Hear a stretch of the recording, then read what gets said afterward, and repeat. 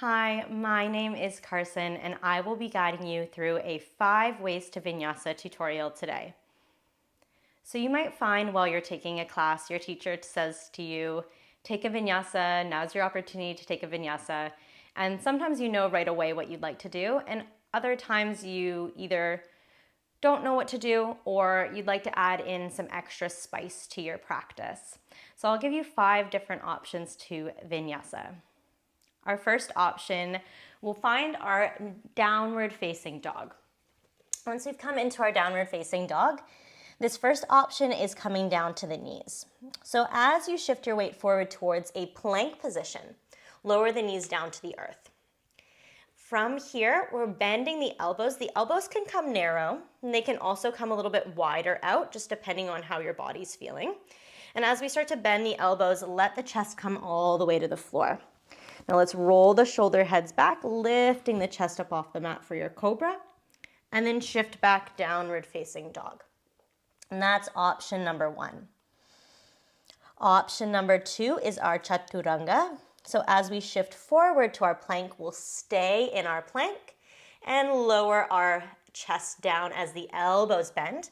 So keep the chest up from hovering off the floor as we shift upward to our upward facing dog and then back downward facing dog.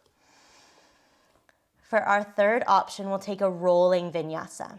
So as you shift forward to your plank position, pause here. Now bend the knees down to a hover just above the mat. As you do so, sit the hips back to the heels as if you're taking a child's pose, and then come back into your downward facing dog. We'll show you that variation one more time, shifting forward to your plank. We hover the knees, we shift the hips back, and downward facing dog. Our fourth variation, we'll take a single leg vinyasa. So as you lift the left heel up to the sky, you're going to keep that left leg lifted, shift forward to a plank position. You can point your toes if you'd like. Now bend the elbows, Chaturanga. This is fiery, shifting upward, upward dog. And shift back, downward facing dog. And for our last option is always an option to rest. So our rest position can be our downward facing dog. However, this space can be very fiery for the arms, for the legs. So it might actually feel better to take a child's pose. Knees can come wide, hips can sit back to the heels.